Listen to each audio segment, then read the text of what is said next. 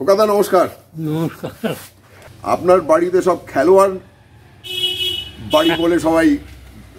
আপনারা ক ভাই বোন ছিলেন? আমরা 6 ভাই বোন, ঠিক আছে, 3 বোন 3 ভাই। কিন্তু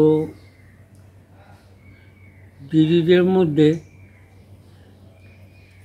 মধ্যের যে শোভা গড়িয়াহাটে থাকে এখন বিয়ের পর, ও কিন্তু খেলাধুলোয় ভালো ছিল না, কিন্তু সাপোর্টার হিসেবে কিন্তু ওর মতো সাপোর্টার খুব কম ছিল।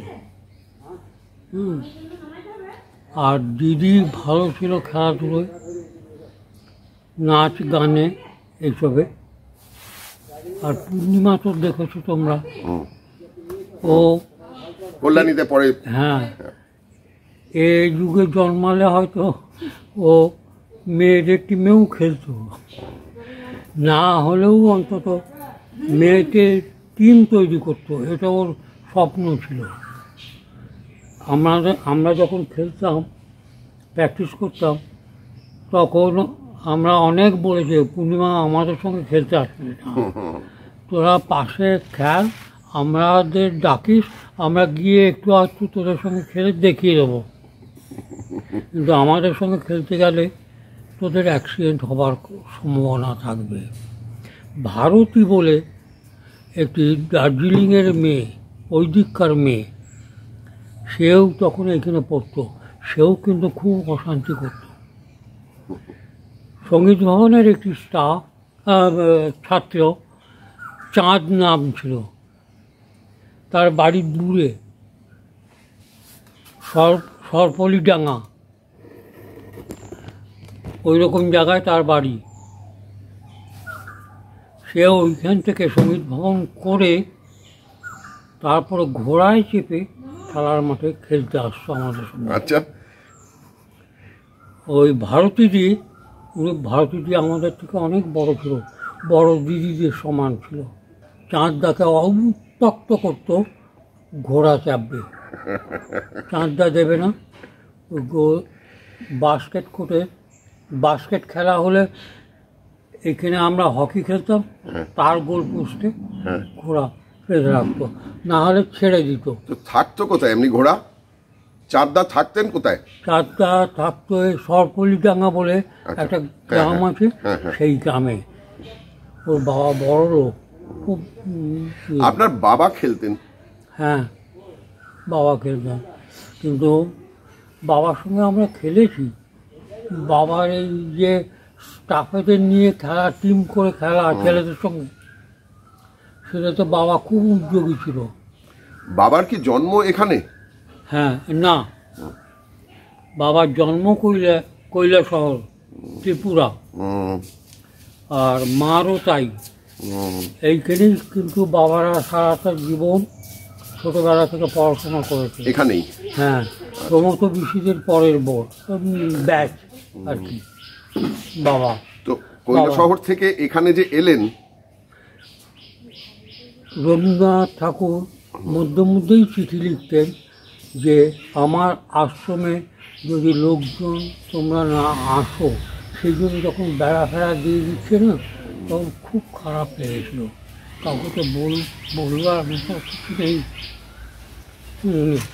চোখ দিয়ে জল বেরিয়ে আসে আমাদের।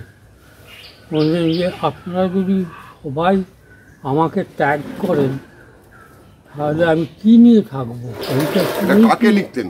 হ্যাঁ, কাকে লিখতেন? বিশেষ কাউকে কিছু উদ্দেশ্য করে না, এটা কিন্তু জনসাধারণকে উদ্দেশ্য করে, যারা শিক্ষিত যারা রবীন্দ্রনাথের যাতায়াত করতেন, এইরকম তাদের। তো আপনাদের তো তার মানে এখানে জন্ম হলো যা হলো, তো আপনাদের যে পাড়ায় পাড়ায় সব খেলা, এই যে বেনুদা আপনার খুব বন্ধু ছিল শুনেছি, তো এই যে বেনুদা, ওর যে ভালো নাম পবিত্র কেউ জানে না, আপনার ভালো নাম মনোরঞ্জন ঘোষ কেউ জানে না, কিন্তু শান্তিনিকেতনে আসল ডাক নামগুলোতেই এইখানে বেশি পরিচিত। আর দাদা হিসেবে বলেছে আমরা সবাই একই পরিবারের মেম্বার, এটা করতো, এই স্যার ওই সেই তা ইত্যাদি এই কালচারটা কিন্তু একদম ছিল না, একদম ছিল না। এবং আর ছোটবেলার বন্ধু কারা? মণিদা? মণি আমাদের অনেক ছোট। আচ্ছা, ছোট। আর সুব্রত সেন মজুমদার? সুব্রত সেন মজুমদার আমাদের থেকে 2 বছরের ছোট। আচ্ছা, বেশ, আপনি তাহলে সবারই দাদা। এবারে আপনার একই পল্লীতে। হ্যাঁ হ্যাঁ, ঠিক আছে, এটা হচ্ছে গুরুপল্লী। হ্যাঁ, গুরুপল্লীতে। সেখানে নতুন বেরিয়েছে মেরা জুতা হয় জাপানি, হ্যাঁ, কি পাত্র লো গেছি এবারে ওইটা চিৎকার করে। আর তখন পাঠন হোল ইউনিভার্সিটি তখন 2 বেলা হতো। হ্যাঁ, সকালবেলায় আমরা মরি পড়ি ছুটতাম, তার আগে আমরা খেলতাম, স্টেজে যেতাম। আমাদের কিছু কিছু স্টাফ ছিলেন, তারা আমাদেরকে দেখতে পাচ্ছেন না, যারা খেলাধুলো করে। তার মধ্যে যেমন আছে নলিনী বাংলার, হ্যাঁ, সে মানে কি অশান্তি যে করতেন। আপনার হচ্ছে খুব খেলা পাগল ছিলেন, ভীষণ গল্প বলতে পারতেন ভালো। ছোটরা গল্প বলুন, গল্প বলুন। ওইটা কিন্তু অন্য জায়গা থেকে ইয়ে করা, সেটা হচ্ছে, সেটা বলবো কি? হ্যাঁ, সেটা হয়েছে আমি বেশ কিছুদিন কলকাতায় খেলেছি এবং চাকরি করেছি। আচ্ছা, বুঝতে পেরেছি? কোথায়? স্কুলে? হ্যাঁ। দিয়ে সেই সময় 2টি ছেলে, তারা ওই টালিগঞ্জ থেকে, রানীকুটিরের দিক থেকে, তারা 2 ভাই গাড়ি চালিয়ে আসতো, এসে গড়িয়াহাট স্ট্যান্ডে গাড়িগুলো লাগিয়ে দিত। 2 ভাই, বড় ভাই সঙ্গে সঙ্গে জানলা দিয়ে পা বের করে বসে ইংরেজি নভেল পড়তো। আচ্ছা। আর ছোটোটা এই অমুক জায়গায় গিয়ে খেয়ে আসে, শুনেছি খুব ভালো, আজকে ইয়ে করবো, ওই করবো। তার কাছ থেকে যত এইসব এই তুই বিরক্ত করিস না, কিন্তু সারাদিন পর একটু আড্ডা মারতে বসেছি, আড্ডা মার। সে এইরকম নেচারের ছিল ছোটোটা। আর বড়টার যত ম্যাগাজিন বই সেগুলো সে এক মনে পড়ছে, সেগুলোতে হাত দিলেই সে, ও তুমি হাত দিও না, বা না করছি কিন্তু খুব খারাপ হয়ে যাবে। ওই তোর হাত দিলে কি তোর কাগজটা ক্ষয়ে যাবে নাকি? থাম তো দেখি, বসে বসে পড় না, কোনটা পড়বে? এই জায়গাটা পড়বো। আমি বলে দিচ্ছি, কি স্পিডে যে পড়তো না, সে বলার না। ছেলেটি যাদবপুরে পড়তো, ইংরেজি নিয়ে MSc। জিম করবেটের গল্প, শিকারের গল্প, হ্যাঁ, ওগুলো কি তখন থেকে? ওইগুলো, হ্যাঁ, ওইগুলো কিন্তু সব ওই ছেলেটার কাছ থেকে পাওয়া। আর মোটর সাইকেলের নেশা, এই যে গাড়ি সারানো, হ্যাঁ, একেবারে যন্ত্র সব আপনার নখদর্পণে, এইগুলো নিয়ে কিন্তু আমরা তর্ক বিতর্ক অনেক হয়েছে। বেশিরভাগটাই হয়েছে কিন্তু শিশিরের গ্যারেজে, ঠিক আছে, বোলপুরে। তখন তো ওই একটি গ্যারেজ, সেই গ্যারেজে শিশির এরকম আসানসোল যাবো, চলো চলো আজকে বন্ধ করে দাও, তোমার আজকে ইয়ে আমরা দিয়ে দেবো, রোজগার যা। হ্যাঁ, আমরা দিয়ে দেবো। আমার লাগবে না রোজগার, আমার অনেক রোজগার হয়ে গেছে। কেন যাবে? বলে কেন যাবো জানি না, কিন্তু যাব আজকে। আমি, যশোদা মিত্র আর শিশি নিয়ে বললো যে তোমার গাড়িটা আমাকে দেবে তো? যশোদা বলছে না, ওটা আমি অনেক আগে নিয়ে নিয়েছি, গিয়ে দেখো ওর বাড়িতে ওই গাড়িটা নেই, আমার বাড়িতে, আর আমার গাড়িটা ওর বাড়িতে লুকিয়ে দিয়ে হলো। ওই গাড়িটা কিন্তু একদম কোম্পানির ব্র্যান্ড নিউ গাড়ি, দুটোই, আমারটাও ছিল, যশোদা মিত্রটাও ছিল। যশোদা মিত্রটা লাল। এটা হলো এনফিল্ডের বুলেট। হ্যাঁ হ্যাঁ, ওটা কত সিসি? ওটা 3.5। আচ্ছা, মানে বিরাট ভারী ছিল। 3.5 হর্স পাওয়ারের।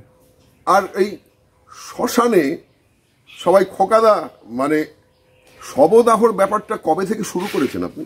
ওইটা করেছি ক্লাস 8-এ যখন পড়ি। আচ্ছা। তখন শ্মশানে যাবার লোক খুব কম পেত। বাবা, মন্টুদা, মন্টু ঘোষ, রায়, সব এরা সব, অজিতদা। মন্টু রায় মানে লাইব্রেরির? হ্যাঁ, লাইব্রেরি লম্বা লম্বা। এরা সব খুব কষ্ট করেই দেখতাম করতো। আমরা কাঠ ফাট দিয়ে দেওয়া, জোগাড় দেওয়া, করা, বাঁশ কেটে মাচা বানানো, হ্যাঁ এইগুলো করতাম।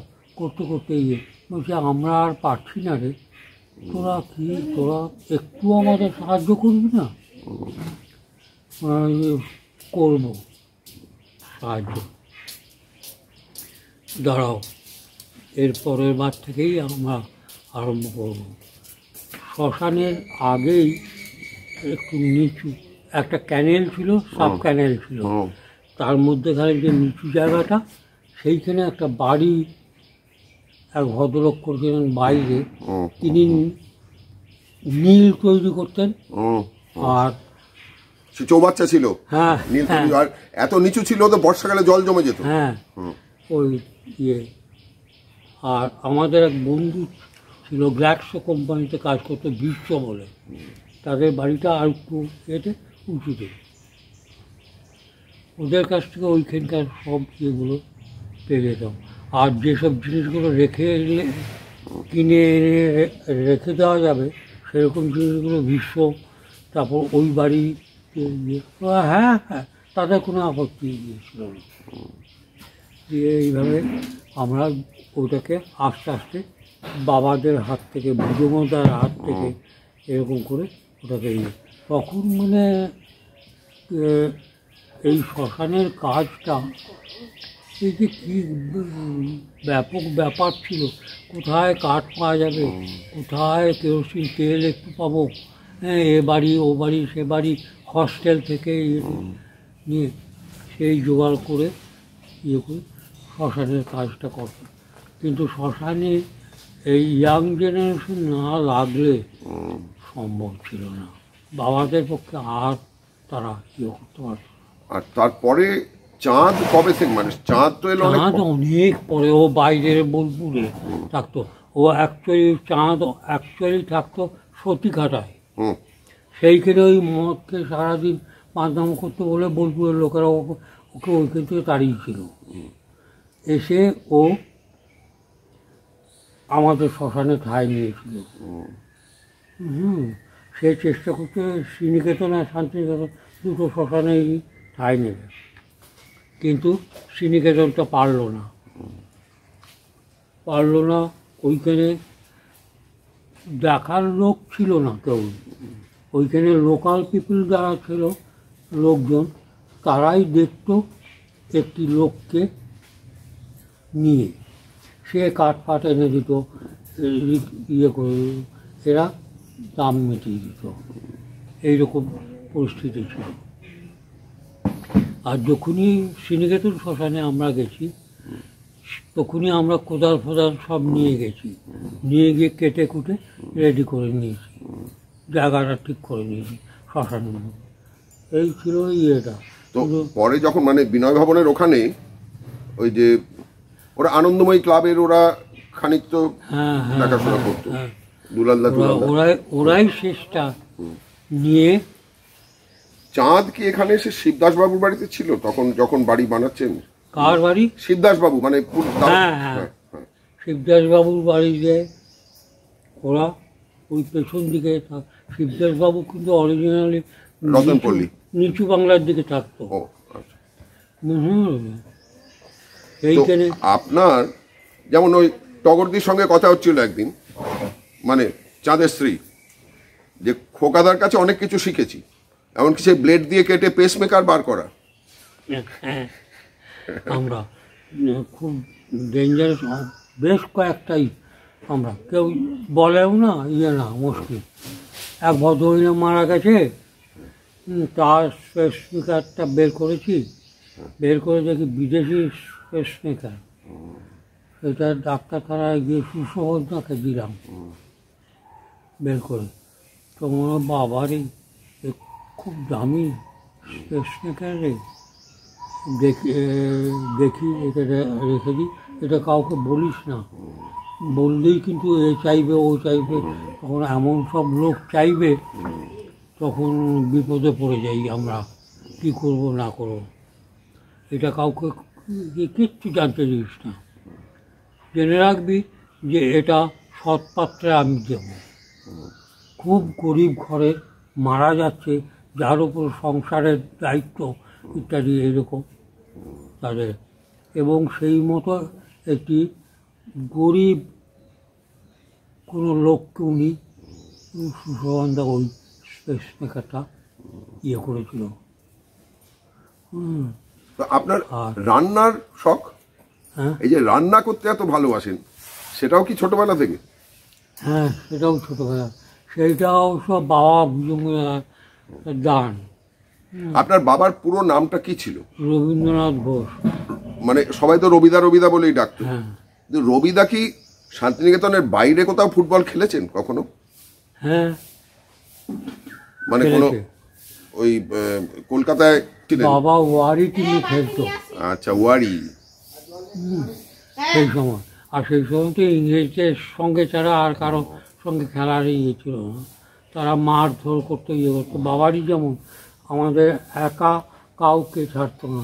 এই তুমি বলে খেলতে যাচ্ছ শুনেছি, সে ছুটে চলে গেল বাবা, হ্যাঁ এরকম ইয়ে সবাই ধরেতে যাবো, না খেলা তোমার আর হবে না, তোমার এইখানকার সব ছেলেরা যাবে, বা অন্তত 3-4 জন 5 জন যাবে, তবে তুমি যেতে পারবে। কী যে ব্যাপার, প্রথমটা বুঝতাম না, পরে বুঝলাম যে বাবা ওই খেলতে গিয়ে মার খেয়েছিল এবং গুলি গলা চলেছিল, কলার বোন ভেঙে একটা ঝোপের মধ্যে পড়েছিল।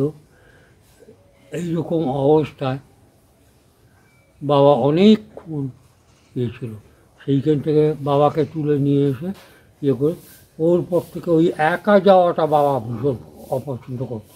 তোমরা দল বেঁধে যাও খেলতে, আমি কিছু বলবো না, কিন্তু একা যেতে যাবো না, কাকে কে কোথায় মারবে, তুমি সেখানে পড়ে থাকবে, আমরা কেউ কিছু জানতেই পারলাম না। তো শান্তিনিকেতনের ফুটবল দল তো একটা বেশ দারুণ ছিল একটা সময় তখন, কিন্তু শান্তিনিকেতনের ফুটবলটাই টিম ইয়ে ছোটোখাটো টিম না, বুঝতে পেরেছ, রীতিমতো ইয়ে, কিন্তু আবার খেলাও হতো। হ্যাঁ, নিয়মিত অনেক ম্যাচ হতো। হ্যাঁ, তো একটু কারা খুব ভালো খেলতেন একটু নামগুলো বলুন। আপনি যেমন একজন, আপনি কি ডিফেন্সে বেশি খেলতেন না ওই লেফট আউট? লেফট আউটে খেলে ডিফেন্স, আমাদের অ্যাকচুয়ালি ছিল কি, যখন যার প্রয়োজন হবে তখন তাকে সেই পজিশনেই খেলতে হবে। হ্যাঁ, কিন্তু আপনার তো বাঁ পায়ের জোরটা একটু বেশি ছিল। হ্যাঁ, কোনো সন্দেহ নেই। হ্যাঁ, কিন্তু আমরা 2 পায়েই প্র্যাকটিস করেছি। হ্যাঁ, 2টো পায়েই সমানে প্র্যাকটিস করেছি। আর সর্বপ্রথম যেটা প্র্যাকটিস করেছি আমাদের সময়, নীলটুদা, প্রণব ভঞ্জ, সুশীল দার ছেলে, ঠিক আছে, ছোট ছেলে, ও গোলে খেলতো। লালটুদা খেলেননি? হ্যাঁ, লালটুদা না, সেতারি বাজাতেন। হ্যাঁ, বেশ। নীলটুদা খেলতাম। নীলটুদাকে আমরা বিভিন্নভাবে প্র্যাকটিস করেছি। করতে করতে নীলটুদা যেসব ভুলগুলো হতো, তখন কিন্তু একজন আরেকজনকে ডেকে বলতো, সেটাতে কিন্তু কেউ কিছু মনে করতো না। আমাদের লোকজন নেই, ইয়ে নেই, আমরাই আমাদের কোচ, জিনিসটা বুঝলেন। আর সুভদ্রা যতটুকু পেরেছেন ইয়ে করে, সুভদ্রা মাঠ ঘাট এই সে। সুভদ্রা মানে সুবোধ নারায়ণ চৌধুরী, উনি কোথাকার মানুষ? উনি পূর্ববঙ্গের। হ্যাঁ, উনার তো জন্ম এখানে নয়, না, উনি পরে এসেছেন। কিছুই না, উনি বোখারন ট্রেনিং পাস করে এইখানে আসেন, আর সামান্য টাকায়। রবীন্দ্রনাথ বলেইছিলেন যে আমি দিতে পারবো না তোমাকে টাকা, তুমি কেন এইখানে আসবে। কিন্তু হরিদা বা এরা তো অনেক পরে এরা এসেছে। অনেক পরে, অনেক পরে এরা। সুভদ্রার যারা পুত্র মানে দিলুদা, দিলুর দাদা আমাদের সঙ্গে খেলতো। কি নাম ছিল? নামটা কি ছিল আর মনে করতে পারছি না, মনে পড়ছে না আর কি। তো গোলকিপার কি একজনই থাকতো না? না না, সুপ্রতীক দা হয়েছে তোমার নন্দলাল বসে নাতি, সে গলি ছিল। সে গলি থাকার জন্য নীলটুদা ঠিক মতো রেগুলার ম্যাচে চান্স পাচ্ছিল না, কেননা ও লম্বা চওড়া এবং সাউথ, এবং ওকে আমরা অনেকভাবে প্র্যাকটিস করিয়েছি, করে করে ও হয়ে গেছিল। কিন্তু একটা খেলাতে ও 5 করতে গিয়ে এই আঙুলের ওপর বলটা পড়ে যায়, এই আঙুলটা ভেঙে যায়। ওইটাই ওর মঙ্গল বলবো আর কি।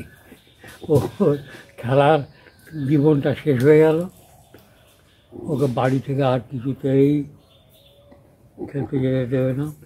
ও পড়াশোনা নিয়ে এইবার লেগে পড়ে ইঞ্জিনিয়ারিংয়ে ঢুকে পড়লো, বিদেশে চলে গেল।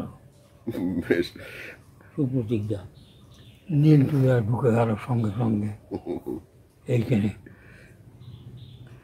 নীলটুদাকে আমরা নানা রকমভাবে, আর তখন কিন্তু বিদ্যাভবন শিক্ষা ভবনে কিন্তু ভালো বাইরের যে নৃপেন্দা ছিল, কাপুর ছিল, এরা সব ছিল। ওদের কাছে আমরাও ওদের সঙ্গে খেলেছি। ভুল করলে এসে চুলের মুঠি ধরে ধাঁই ধুই করে মারতে বলে নাড়ামাতা করে ফেলেছি, ওতেও আমরা মার খেয়েছি। এসে বলছে কিরে চুলের মুঠি ধরে মারি বলে নাড়ামাতা করে দিয়েছি, ভাবছি বাঁচবি, এই নে বলে দিল এক দাঁড়াম করে রাখি, বুঝলে। এইরকম সব ছিল। ওরাই আমাদের সব জীবন, ওরাই আমাদের সব ছিল। এই করে খেলে আমরা একজন আরেকজনের ভুল কিন্তু ইয়ে করতাম। আর সুভদ্রার মূল কাজ ছিল যে ঠিকমতো আমরা খেলার সামগ্রীগুলো পেয়েছি কিনা, না পেলেই ফকির এদিকে ওরা কেন খেলছে না, ওরা কেন, ওদের কেন ইয়ে, আরে ওরা এরকম করেছে, ওই করছে, তাই করছে। ফকিরদা এক চোট বলে দিল, দিয়ে তাড়াতাড়ি সব রেডি করে ওদের দিয়ে দিলাম। মেয়েরা কেন খেলছে না? মধুদা পরে, ফকিরদার পরে যে এই করে খেলার মাঠ তো চালু হলো। এবং আমরা কিন্তু ওই জিনিসপত্রগুলোকে চোখের দুনের মতো আগলে রাখতাম, যত্ন করে রাখতাম, পরিষ্কার পরিচ্ছন্ন করতাম, ইয়ে করতাম, সব রোদে দিয়ে শুকোতাম, হাওয়া করা, ইয়ে করা, এইসব করা। মেয়েদেরটাও আমরাই করতাম, ওদের করতে দিতাম না। এই যে বেনুদার কাছে শুনেছি সব ওই কোথায় গোয়ালপাড়ার ওদিকে গিয়ে আগ ভাঙতে, বা ওই যে খেজুরের রস, হ্যাঁ, হাঁড়ি শুদ্ধ করে। আমরা আবার খেজুরের রস চুরি করে খেয়েছি, ওগুলো তো বলা উচিত না, চুরি করে খেয়েছি। কয়েকদিন খাওয়ার পরে যার যে বাগান এই গাছগুলোকে ডাক নিয়েছে, সে তো কিছু পাচ্ছে না, সে তো পাগলের মতো ঘুরে বেড়াচ্ছে। যেমন ওই যে এটা অন্যায় হয়ে গেছে আমাদের। আমরা রসটা খাচ্ছি, হাঁড়ি শুদ্ধ নিয়ে চলে আসছি, দিয়ে হাঁড়িটা ঝোপের মতো ফেলে দিচ্ছি। ওর তো হাঁড়ির দামটা তো রেগুলার চলে যাচ্ছে, এটা কিন্তু ঠিক হচ্ছে না। তাহলে কী করা যায়? এটা কিন্তু বসুর বুদ্ধি। বসু বললে, শোন, এইবার থেকে আমরা খেজুরের রস খেলে তার হাঁড়িটা ওইখানে কাছে করে নামিয়ে দেবো, ওটার ভেতরে পয়সাটা ঢুকিয়ে দেবো। ঠিক তো? হ্যাঁ ঠিক। দিয়ে কিছুদিন ঢোকানো হলো, তারপর যথারীতি বসু, রণদীপ, টুকুদা, পেব্রতদা, এরা সব যথারীতি ওই আমরা ঢুকিয়ে দিলাম। এখন আমরা তো ওই বিশ্বাস ওই যে বলে গেল ঢুকিয়ে দিলাম, আর দিল না কিন্তু, বুঝলে। সেই লোকটা আমাদের আইডেন্টিফাই করে ফেলেছে। এসে জিজ্ঞেস করছে যে এরকম আজকে তোমরা পয়সা কম দিচ্ছ কেন, তোমাদের পয়সা কম আছে? পয়সা কম দিয়েছি কি? সবাই তো দিলাম পয়সা, তোমরা পয়সা কম পেয়েছো? হ্যাঁ, কত? আমরা হিসেব করে দেখে দিলাম। এরা এই বাঁধানোটা করেছে। আচ্ছা ঠিক আছে, দাঁড়াও দাঁড়াও, আমরা বাবা মার কাছে এসে চাইলাম, আমরা এত দাও কী হবে? নেশা ভাঙ এইগুলো ওর ব্যাপার, ওইগুলো কিছু না, এই ব্যাপার। পয়সা ওইখান থেকে দিল, আমরা নিয়ে এসে ওদের হাতে দিয়ে দিলাম, বুঝলে? ওদের সঙ্গে আমাদের ইয়ে হবে। ওই তোমাদের যে রসটা খেয়ে দিচ্ছি তাতে তোমাদের বেশি ইয়ে হয় না।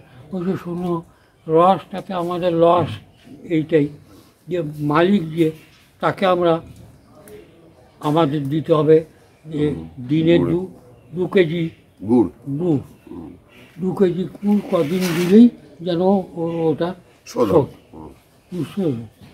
আমরা না পেলে কী হবে? আমরা ফাঁকা হাঁড়িটা নিয়ে গিয়ে দেখিয়ে দিলাম, রস নাই, কী করে দেবো তোমাদের? তাহলে ঠিক আছে, যেদিন হবে সেদিন কিন্তু গুড় করে আমাদের দিয়ে যাবি, মিটে গেল। কিন্তু আমার হাঁড়িটা যদি তোমরা রোজ দিন নিয়ে গিয়ে খেয়ে দাও আর ভেঙে দাও, এসব করো, তাহলে তো আমার বিরাট লস। ওইটা তো কেউ দেবে না। এখন নাতি কি ওরকম আনন্দ করতে পারছে? নাতি এইগুলো সুযোগ আর নাই গো। এই ওরা ওদের মতো, হ্যাঁ, ছাড়তেও ভয় লাগে। কি জানি কোথায় কি করবে, এত সব নেশা বাবারে। তনয়েন্দ্রনাথ ঘোষ, তনয়দার কাছে আপনারা পেয়েছেন? ওই দিনান্তিকাতে শুনেছি আসতেন। সাংঘাতিক কি ভীষণ, যেমন শক্ত মানুষ ছিল আসল, কিন্তু ওইটা সম্পূর্ণ অ্যাক্টিং। আচ্ছা, বুঝতে পারলে? মনটা তত ইয়ে। তনয়দা ক্লাস নিতেন সন্তোষালয়ের ওইখানে? হ্যাঁ, সন্তোষালয়ের শিশু, ওইখানে যে সন্তোষালয়ের বিল্ডিংটা, ওটার ভেতর দিকের বারান্দায়, আর ওইটার ওইখানে ওই বড় খাঁচাতে ইয়ে জন্তু জানোয়ারগুলো সব ছিল। ওইখানে আমরা হর্তকিগুলো ভেঙে ভেঙে তার বীজগুলো, বাদামগুলো খেতাম। বয়রা ছিল, বয়রা? হ্যাঁ, বয়রা গাছ ছিল, বিশাল বয়রা গাছ। আর জানি না এখন আছে কিনা। হ্যাঁ, সেখানে সেই বাদামগুলো ভেঙে ভেঙে আমরা ওই সারাদিন বাদাম খেলাম। তখন তো খাওয়া বলতে কিছু নেই। ইয়েতে একজন একটু চানাচুর কিনলে না দেবো না, ওই না করতে করতে সমানভাবে ভাগ হয়ে। চানাচুর পেতেন কোথায়? হ্যাঁ, এখানে দোকান কোথায়? সমবায়? না, কিচ্ছু ছিল না এইখানে। একটা টাকা দিয়ে লোক ফিট করা ছিল, নাম ছিল সবজি। বুঝেছ? সবজি এটা আমার কিন্তু একটা বই লাগবে। বই লাগবে মানে একটা পুরোনো বই, তুমি ওকে যে কোনো দিয়ে দাও, ওর পাতা ছিঁড়ে ছিঁড়ে ঠোঙা করে ওর মধ্যে ও চানাচুর বিক্রি করতো। জিনিসটা বুঝতো? ঠিক আছে, তোকে কী হবে, তুই আগে এইটা দেখ কোথায় পাওয়া যায়। ও সাইকেল, তোদের একটা সাইকেল দে, সাইকেল নিয়ে পাইপা গেল, মুহূর্তের মতো নিয়ে এসে হাজির সবজি। তনয়দার ওই আপনাদের সঙ্গে শুনেছি সেই ধুতি পাঞ্জাবি পরে বলছিলেন একদিন। কে? তনয়দা? হ্যাঁ, ধুতি পরে ফুটবল? হ্যাঁ, ধুতি পরে সব খেলা মাঠে, সব খেলা মাঠে। তো আমাদের ক্লাসের একটি মেয়ে, সে যে কোনো কারণেই হোক, তার হয়তো বাথরুম পেয়েছে বা ইয়ে, মাধবী নাম ছিল মেয়েটার, সে এরকম খেলা মাঠে যায়নি। তো আমরা কিন্তু সেটা লক্ষ্য করেছি, কিচ্ছু বলেনি কিন্তু ওকে। তারপরে খেলা মাঠে যাওয়ার পরে মেয়েদের বলল, তোরা এইদিকে ওইদিকে সব এক জায়গায় জট হয়ে ওরা বসলো। আর আমার ছেলেদের বললো এইদিকে একটা জায়গায় বল আমি দিল, সেটা পেনাল্টি বক্সের থেকে একটু দূরে। ফ্রি কিক হতে পারে। হ্যাঁ, একটা জায়গায় বল নামিয়ে দিয়ে বললো যে এইখান থেকে মারতে হবে গোলে, ফুল ফ্লেজেড স্পিডে মারতে হবে। ওই আস্তে করে ঠুকে দিলাম, তা হবে না, তার সঙ্গে প্লেসিং থাকতে হবে। ওইখান দিয়ে দুটো এই ক্রস পার, এইখান দিয়ে বলটাকে গোল করতে হবে। মা যেভাবে এক হাঁড়ি মিষ্টি দেবো, এক হাঁড়ি। আর তখন কোঅপারেটিভ, কিন্তু এইটা কোঅপারেটিভ, হস্টেলের গায়ে যেটা ওইটা কোঅপারেটিভ দিয়ে বেশ। আমরা বললাম আমার মধ্যে একজন, আগে আপনি মারবেন, আমরা দেখবো যে কী করে আপনি মারলেন। দেখ তাহলে চুক্তিটা কারো তুলে বুঝে ইয়ে করে জাস্ট দুটো থেকে 3টে স্টেপ নিয়ে বলটাকে মারলো। এবং বলটা যে মারলো সেটা এইরকম করে কেটে ওইখান দিয়েই কিন্তু বলটা ঢুকে গেল। আমরা তো ওই মাঠটাই তখন জানতাম না, উনি এতটা সুইং করালেন কী করে। টয়দাকে বললাম, টয়দা এই মাঠটা কিন্তু আমরা দিতে পারবো না, তার কারণ আপনি এতটা সুইং করালেন বলটাকে কী করে, আমরা তো এই মাঠটা জানি না, এই মাঠটা আমাদের আরেকদিন একটু দেখিয়ে দিন, আমরা প্র্যাকটিস করে এই মাঠটাকে আয়ত্ত করবো। ও তোরা প্লেন মার ওইখান দিয়ে দেখি তোরা কজন ঢোকাতে পারিস। যথারীতি মারছে আর বল মিস হচ্ছে। এই গলা এই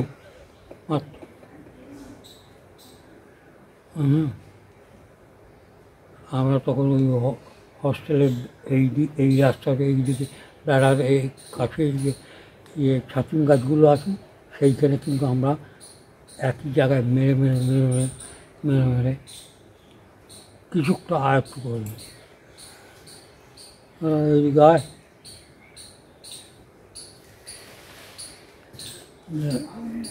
আপনি বল বসিয়ে দিন, কোথা থেকে মারবো, রানিং বলে মারবো? না না, আমি অত খ্যাপা না, রানিং বল আমি দেবো না, তোকে তৈরি করে মারতে হবে, আমি দেবো না।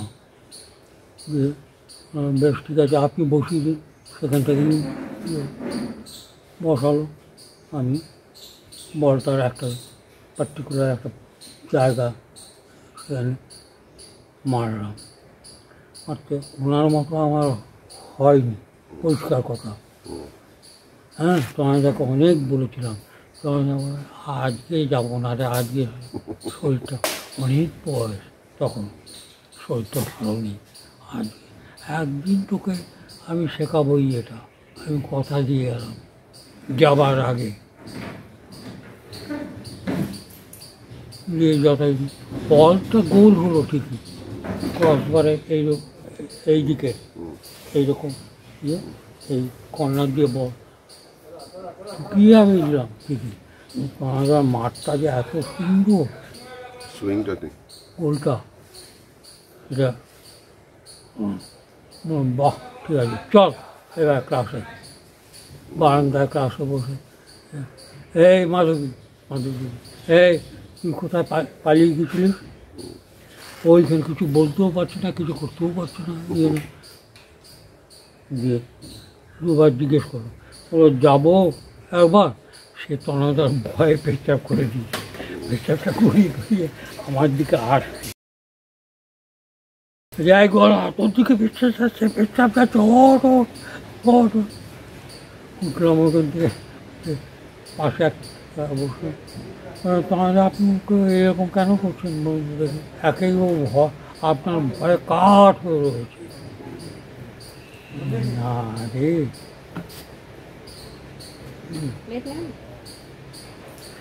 না রে, ওকে দেখলাম, তা তুই আচ্ছা তুইখানে বসে আছিস কেন? আমরা একটু পেচ্ছাপ গায়ে লাগলে আপনার গলে যাবেন, কিছু হবে? কী হতো? আপনি এমন করলে ও আরও বেচারা কেঁদে ফেললো। তারপরে এটা তো খুব খারাপ হয়ে গেল। কত বড় আপনারা, কোন ক্লাস?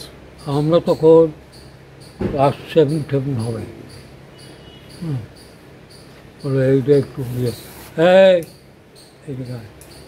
ওইখানে কোনো জিনিসটা নিজে হাতে রাখ ইয়ে করতে হবে। ওইখানে মানি ব্যাগ আছে, ওইখানে মানি ব্যাগটা নেই, কোচ টাকা ভর্তি। কারণ ওনার তো কেউ নেই, একমাত্র মেয়ে,